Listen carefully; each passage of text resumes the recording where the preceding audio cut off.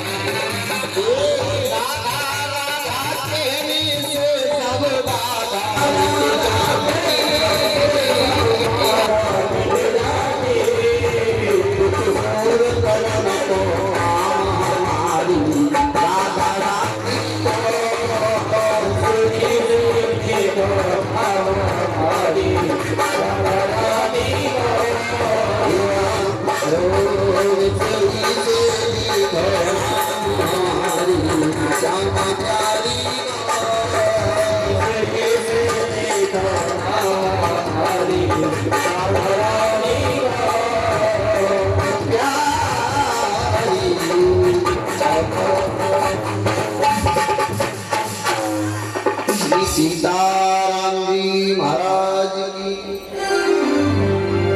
जय जय श्री राधे श्याम। अब कथा की मालूम है, कथा का आगे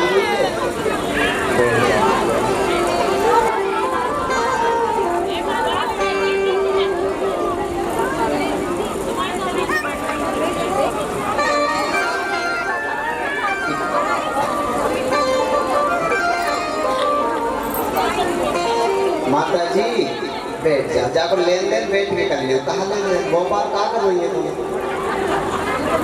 अभी करते हैं तो व्यापार कर रही है 500 को करते हो, फिर इतना चावल करनी है तो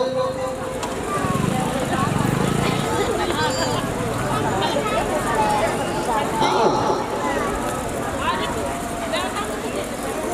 वृंदावन बिहारी लाल जय जय श्री राधे जब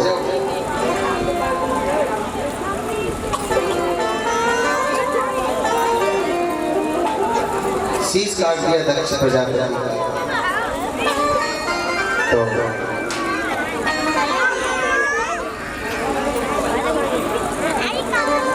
हाहाकार मच गया। तो सभी देवता आए यही हेतु।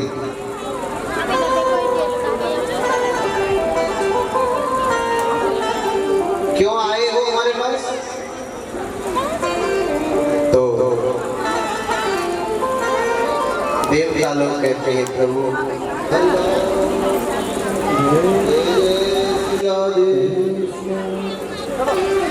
भगवान सुखदेव जी वर्णन करते हैं।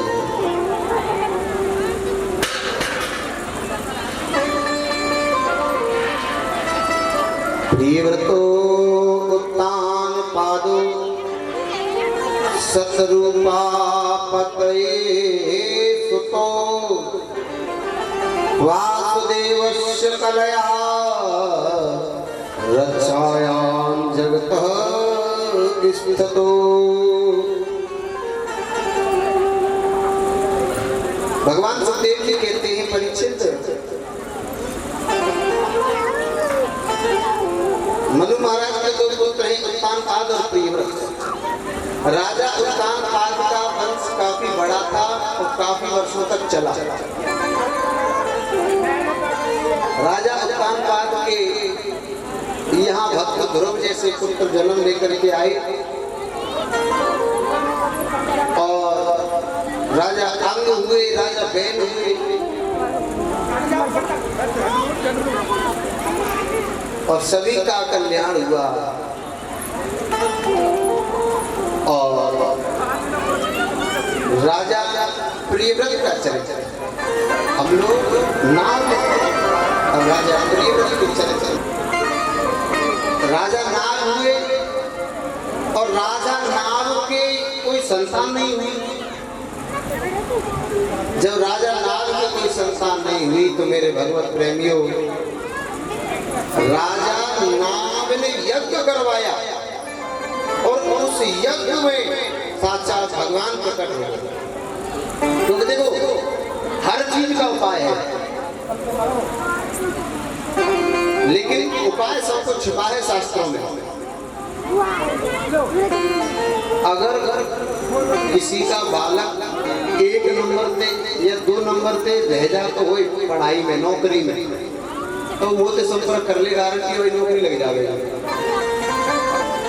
पर कैसा हो, ऐसा नहीं महाराज बिल्कुल हिंदी भी नहीं पढ़ना जानता हो, गंवार हो और वो आवे गुरु जी कृपा कर दो, गुरु जी की जेब में ना धरी कृपा। देखो साफ कहना तो भी रहना है ना, गुरु जी की जेब में ना कृपा लोग जाते हैं, बाबा जी कृपा कर दो, गुरु जी की जेब में धरिए कृपा ले ले, हैं? नहीं।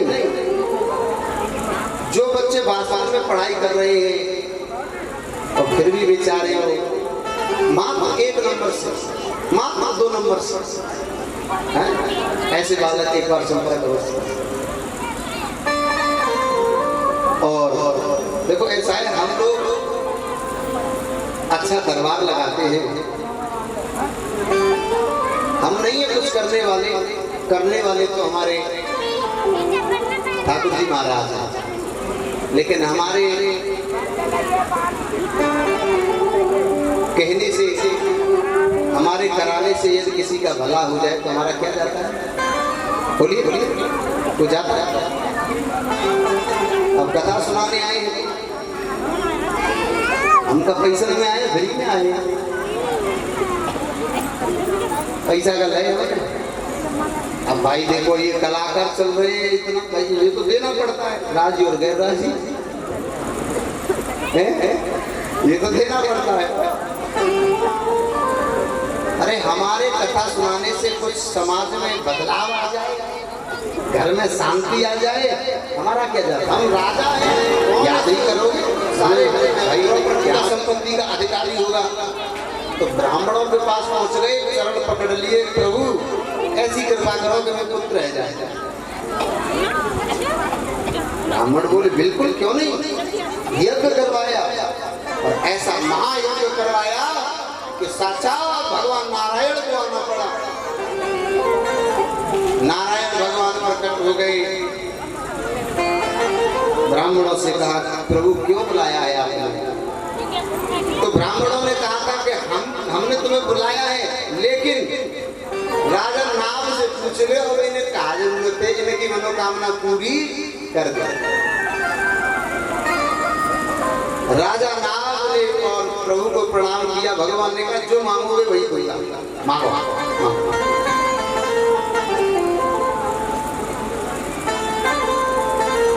तो राजा नाग ने कहा प्रभु मेरे यहाँ संतान नहीं है, और अब साक्षात भगवान के दर्शन हो गए तो मैं ऐसी वैसी संतान थोड़ी लूंगा, जैसे आप हैं वैसे ही मेरे घर में पुत्र जन्म लेकर के आना चाहिए। भगवान नारायण बोले तो ये ब्राह्मणों ने अच्छे फंसा दिए, हमारे जैसा तो दुनिया में कोई है ही नहीं है। तो साक्षात भगवान नारायण ही और राजा नाम के यहाँ पर वो प्रकट होकर के आए और उनका नाम ऋषभदेव हुआ। बोलिए ऋषभदेव भगवान की।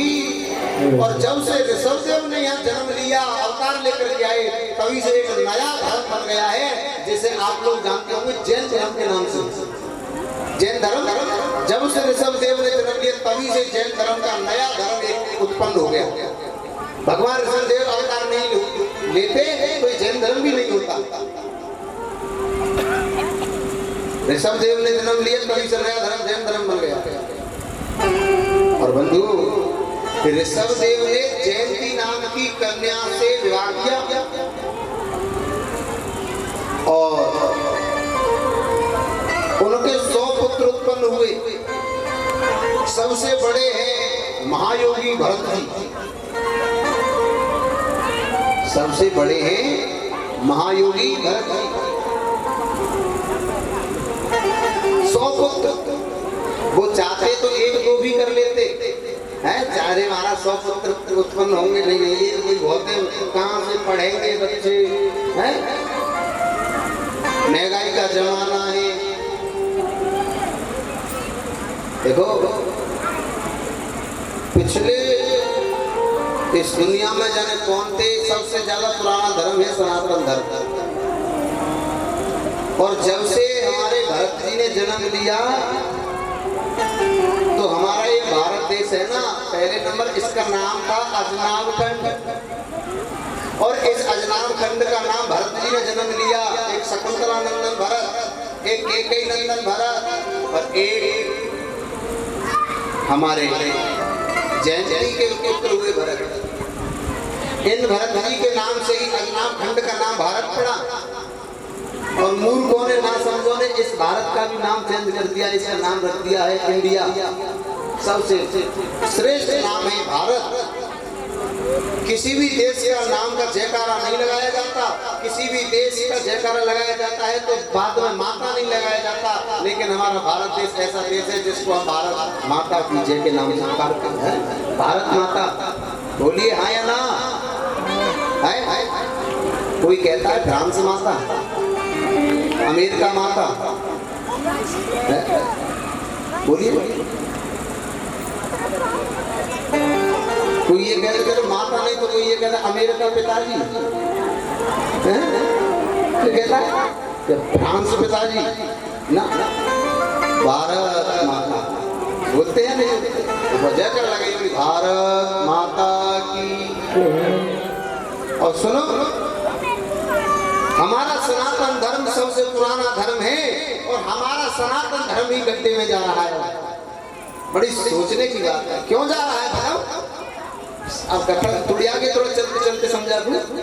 सनातन धर्म इसीलिए हमारा गड्ढे में जा रहा है क्योंकि आज की औलाद जो हो रही है ना, औलाद की गलती नहीं है, माँ बाप की गलती है। माँ बाप यही नहीं बताते कि हमारा धर्म कौन सा है। बेटा अपने धर्म को पहचानो।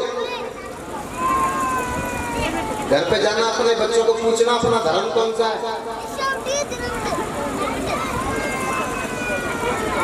उन्हें यही नहीं पता धर्म क्या है तो वो धर्म की परिभाषा क्या समझेंगे, दूसरों को धर्म के बारे में क्या बताएंगे।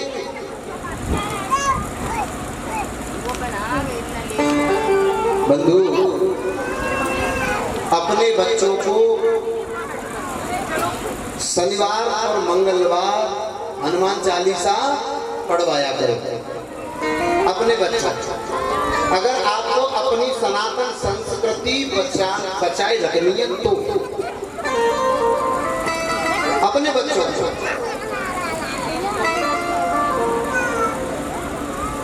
हनुमान चालीसा पढ़ेगा तो उसे भी कुछ लगेगा कि हाँ हम सच्चे सनातनी हैं। फिर जहां भी कथा होगी आपका बेटा वही कथा में मिलेगा क्योंकि वो सच्चा सनातनी है। कथा में भीड़ मनो नहीं बढ़ागा भाई, कथा गाँव में तो क्यों हम कथा सुनने नहीं जाएंगे? जाएंगे।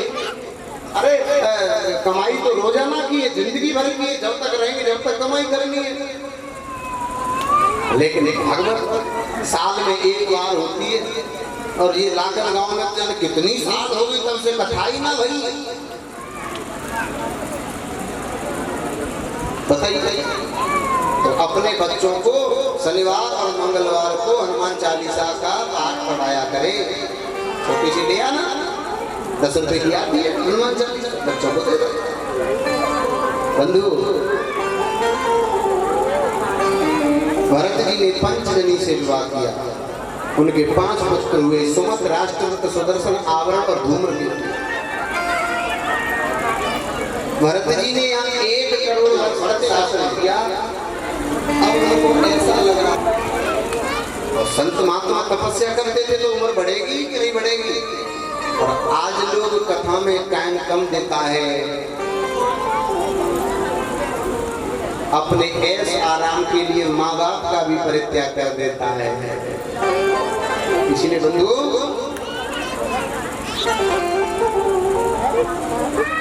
1 करोड़ वर्ष हो गई, उन्हें परमात्मा के दर्शन होने लगे तो भरत जी ने क्या किया कि अपना राजपाट परित्याग कर दिया, यानी अपने बच्चों को बांट दिया। और जब बच्चों को बांट दिया, भरत जी चले गए मैं अभी आ जाऊंगा। पुलह आश्रम पे। अभी राम कुमार लिया हम तो। और पुलह आश्रम कहाँ है?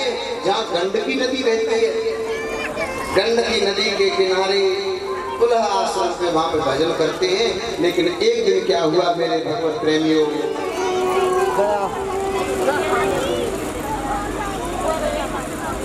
सवेरे 4 बजे भरत जी 4 बजे जग जाते हैं। और जगने के बाद में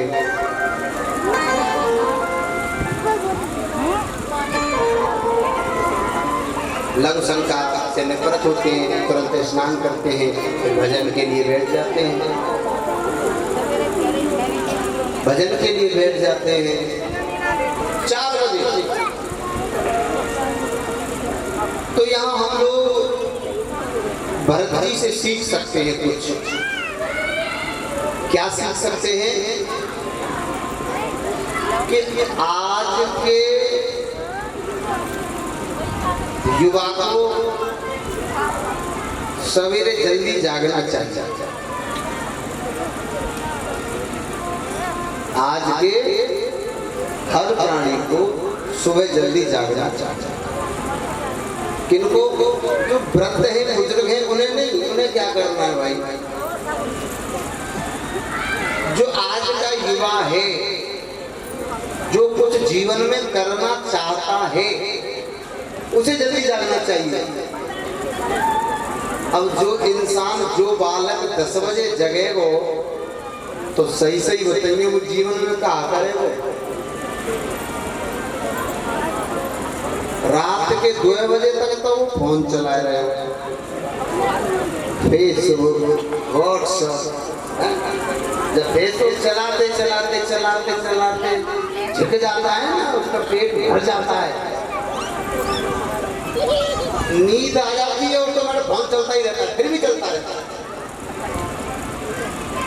सवेरे 10 बजे जगता है तो सही सही बताइए ईमानदारी, 2 बजे सोए वाला बालक और 10 बजे जगे वाला बालक तो जीवन में करेगा तो क्या करेगा? सबसे पहले आज के हर माँ बाप को अपने बच्चों पे नजर रखनी है कि हमारी औलाद जगती कितने बजे है। कहीं हमारे बच्चे 10 बजे तो नहीं जगते।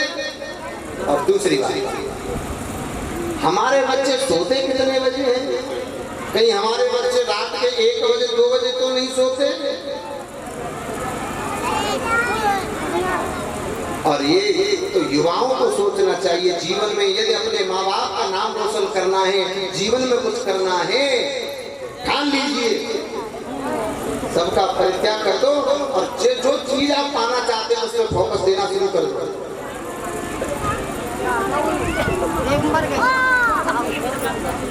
वरना सोने से कुछ नहीं होगा। सुबह 4 बजे जग जाओ, 4 बजे नहीं तो 5 बजे जग जाओ, 5 बजे नहीं तो 6 बजे जग जाओ,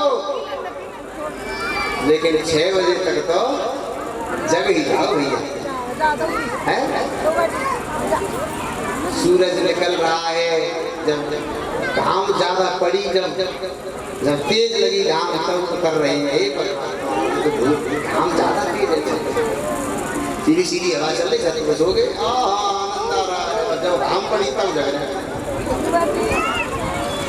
जल्दी जगना। और सूर्य उदय होने से पहले पहले स्नान कर लेना चाहिए, वरना भैया उठ जाए मुसाफिर,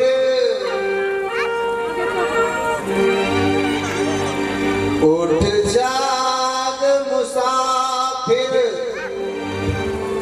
और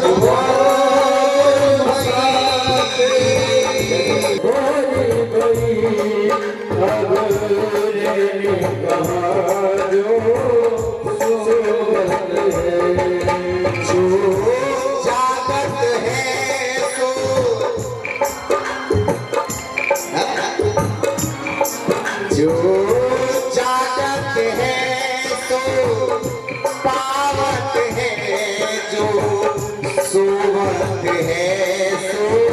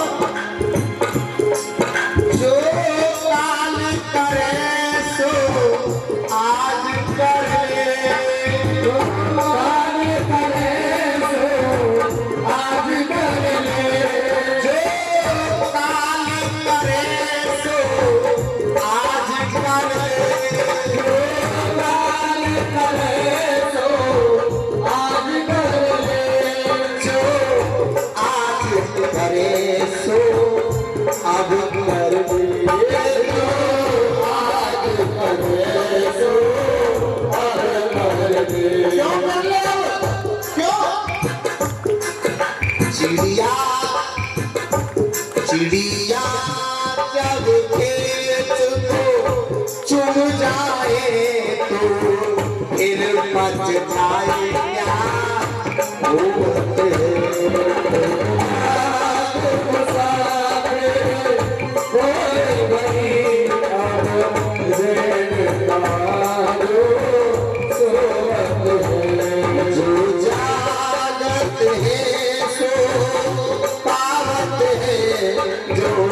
सोवत है सो होवत है जागत है सो पावत है जो सोवत है सो होवत है।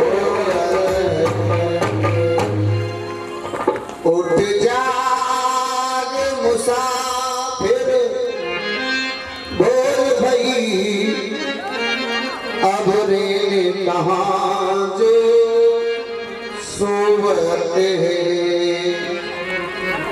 जो जागत है सो पावत है जो सोवत है सो होवत है। जो कल करना है वो आज ही कर लेना चाहिए भैया, लेकिन क्या बुरा काम नहीं। व्यास जी कह रहे बुरा काम नहीं, गलत काम नहीं कर रहे हैं आज। अच्छा काम, धर्म का कार्य, पुण्य का काम जो कल करना है वो आज ही कर लेना चाहिए। किसी का मन खराब हो गया ना, तो रावण ये कहता था कि मैं अग्नि से धुआं नहीं निकलने दूंगा। देवियों को बड़ा कष्ट होता है जब रोटी बनाने चूल्हे पर लोग गैस चल रही है साहब, गैस दे दिए घर, अब तो धुआं कहाँ उठ रहा है गैस से? उठता है क्या? बोलो बोलो हाँ या ना? गैस में धुआं उठता है कभी कभी? बता दिया करो भाई, जब तो समझ में आएगा हमारा। गैस में धुआं उठता है ना, उतनी जोर से उठो पूरा कमरा भर जा। उठता है नहीं? चूल्हे में धुआं उठता है? चूल्हे में नहीं उठता है ना? बोलो बोलो, चूल्हे में धुआं। अब तो गैस चल रही है, पहले भी देवियां चूल्हे पे महाराज बरसात करती थी और भरी बरसात में रिश्तेदार आ जाते ना, चाय बना के लाओ, अभी जा रहे खाना भी बनाना, भोजन भी बना के तैयार, ईंधन कंडा सब गीला, फिर भी देवी फूक फूक के चूल्हे में रोटी बनाया करती थी साहब। अब तो फिर भी बहुत आराम है। ये बड़ी जो बूढ़ी है ना, बड़ी बूढ़ी, उन्होंने वो दिन देखे होंगे चूल्हे में। अब कोई ज्यादा पैसी बूढ़ी होती तो वो तो कहते आग लग जाए चूल्हे में, मुंह पे ना बनने मत जा। हाँ वो क्या करे, लेकिन भाई भोजन बनाना है, कैसे बनाना, तो धुआं निकलता था, आंख फूट जाती थी फूंकनी से, फूंक मारते मारते मारा, सांस भी फूल जाती, आंख भी आया ना। तो रावण को बड़ा बुरा लगा कि देवियों को बड़ा कष्ट होता है, आग से धुआं नहीं निकलने दूंगा साहब। ये कहता है तो करता नहीं है, ये कहता है कि कर दूंगा, आज नहीं कल करूंगा, फिर कल, अरे 2 दिन बाद करूंगा, 2 दिन बाद, अरे कर ही दूंगा, मेरे हाथ में सब कुछ। क्यों? रसोई में अग्निदेव भोजन बनाते थे, भोजन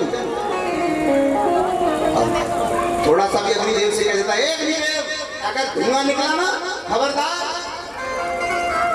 अग्निदेव को तुरंत बंद कर देते, लेकिन ये कहता था कल कह दूंगा, परसों कर दूंगा, कर ही दूंगा। और दूसरी बात और कहता था कि मैं एक वृद्ध माँ बाप के सामने, बूढ़े माँ बाप के सामने और जवान बेटे को नहीं मरने दूंगा। क्या कहता था? बोलो बोलो बोलो। बूढ़े माँ बाप के सामने और मैं जवान बेटे की मृत्यु नहीं होने दूंगा, क्योंकि ये माँ बाप के सामने और जवान बेटा गुजर जाता है ना, ये तो उसी को मालूम पड़ता है।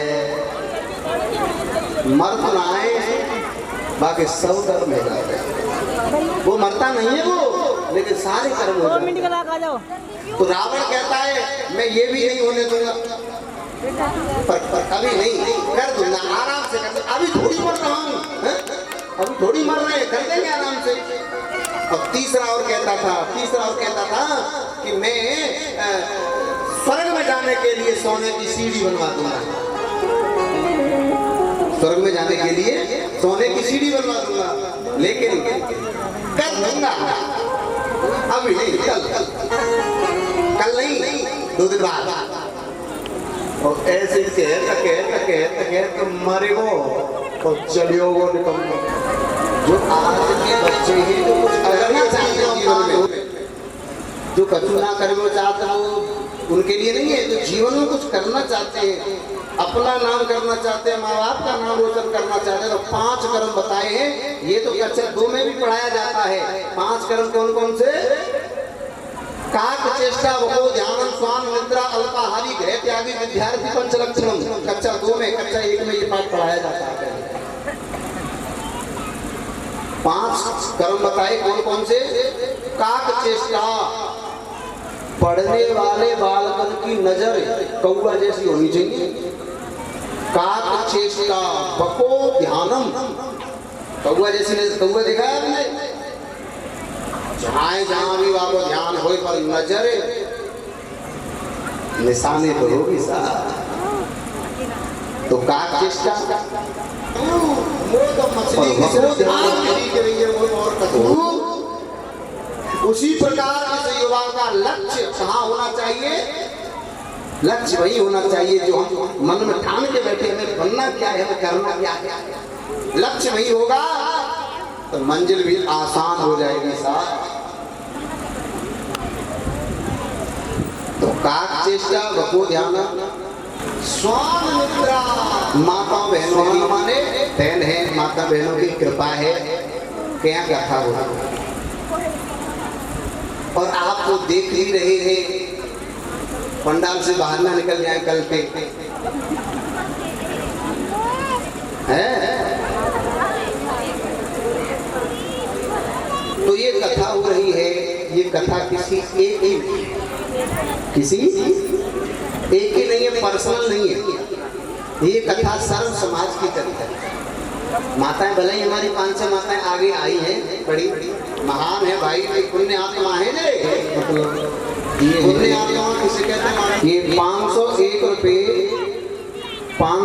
रुपए लतेश तोमर, 501 रुपए लतेश तोमर, सनोप राम कुमार तोमर। अच्छा भाई थे लतेश तोमर। अच्छा हाँ, अरे भैया हाँ, कोई गलती है जाए तो बाद में पैसा लेके चेंज करवा ले करेंगे। हाँ, ये 501 रुपए लतेश तोमर हैं और उनके पति हैं राम कुमार तोमर। बार बार आशीर्वाद की कामना। और 201 रुपए हमारे पंडित जी के पोते हैं दिव्यांश, प्रियांश, सौर्यांश और हृदयांश। अरे वाह।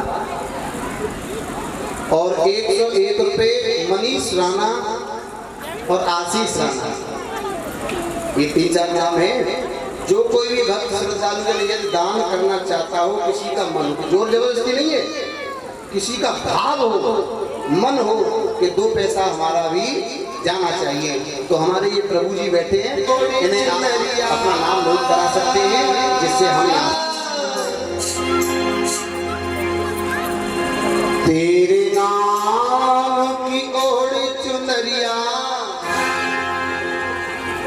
अरे कथा थोड़ी कथा आगे बढ़ा लेते, फिर तब सुनाएंगे इस भजन को, फिर कथा बहुत पीछे रह जाएगी। समय समय की कथा भी तो बहुत जरूरी है। राम जन्म का दिन बड़ा तो कृष्ण जन्म की।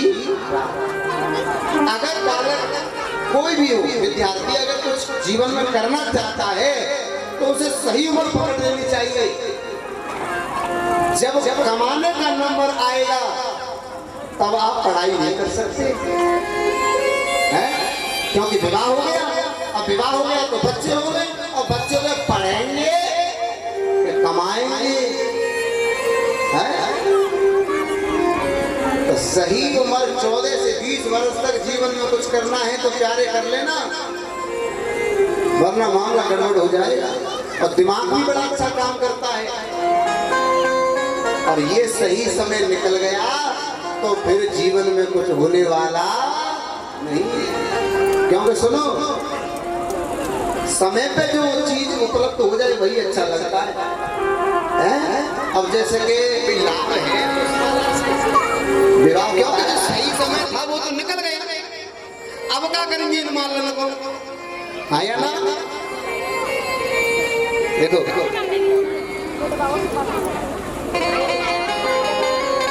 एक व्यक्ति था, वो कहीं बाहर चला गया, उसको 4 अक्षर याद हो गए। Yes no very good thank you. कौन?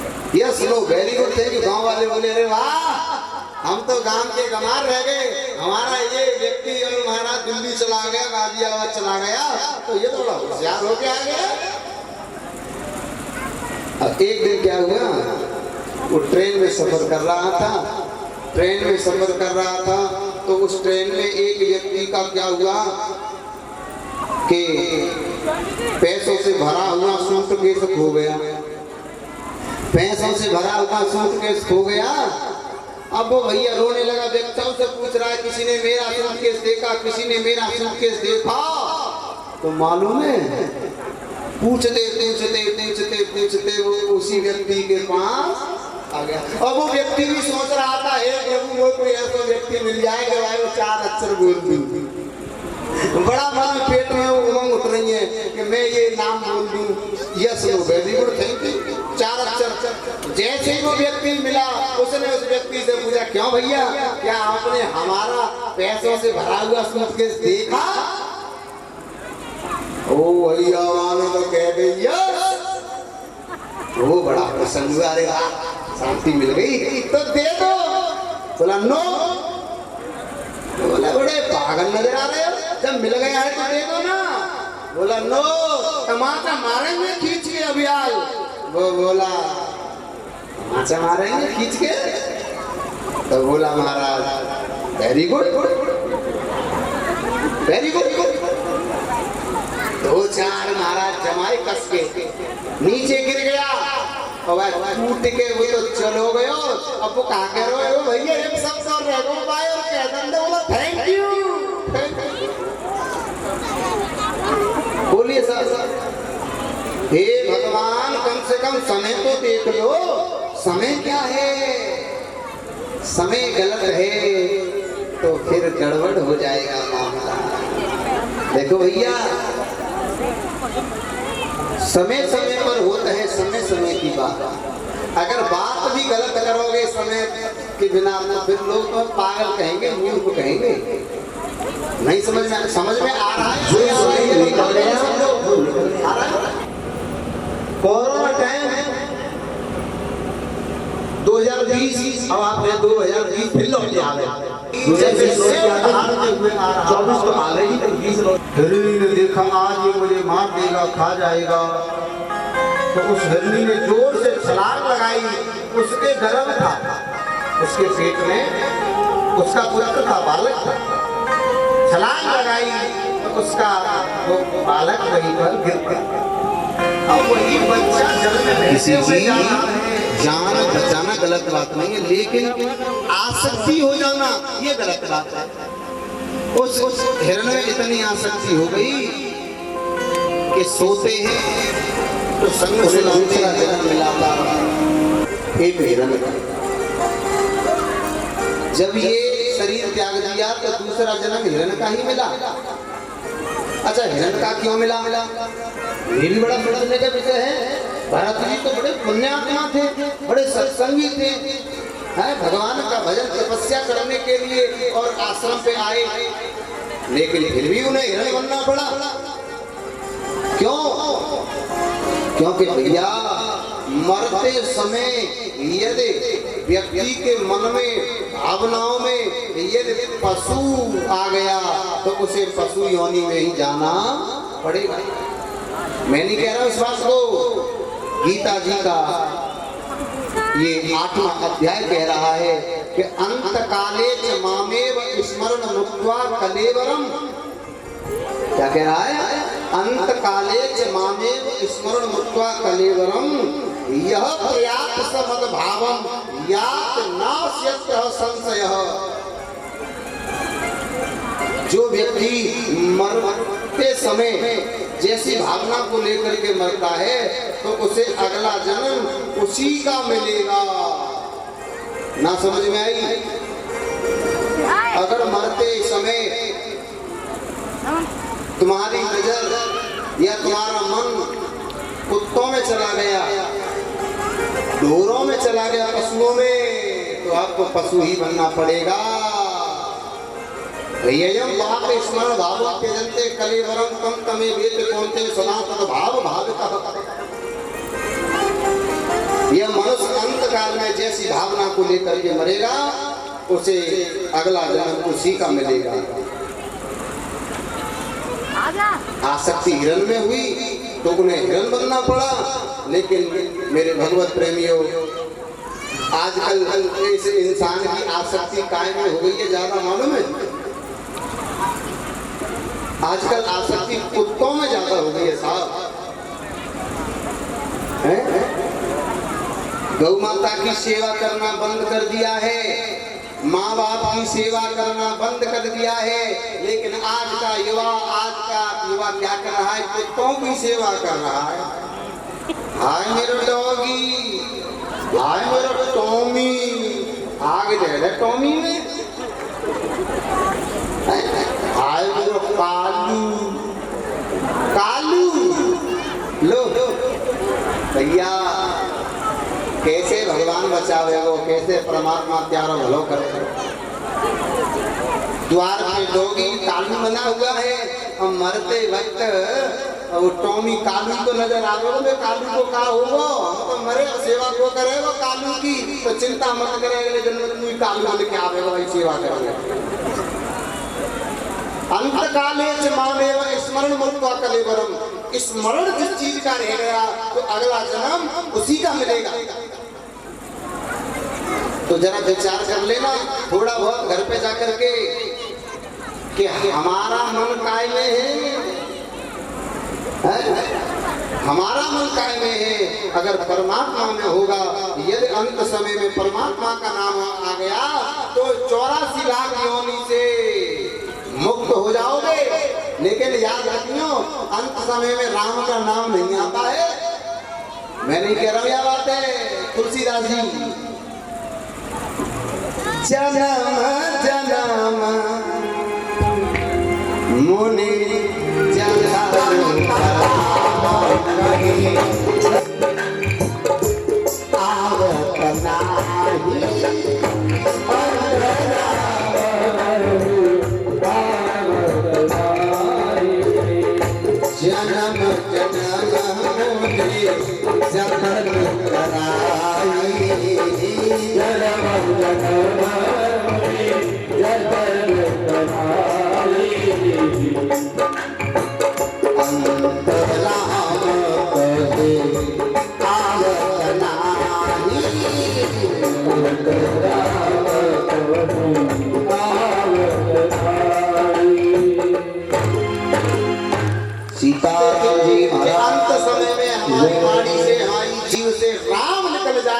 लेकिन संत भी फैल हो गए। क्यों? जन्म जन्म उन्होंने जतन कराई, लेकिन अंत राम कहे आवत। अंत समय में राम नहीं निकलेगा। क्यों? क्योंकि भैया मेरे राम का नाम मरते समय नहीं निकलेगा। वैसे कंजूस आदमी को, लोभी आदमी को भगवान का नाम कब याद आएगा मालूम है? धन नष्ट हो जाएगा, कोई चोर उसके धन को चुरा ले जाएगा। चोर को भगवान कब याद आएंगे? जब फंस जाएगा, पकड़ जाएगा, तब उसे याद आएगा। व्यापारी को भगवान कब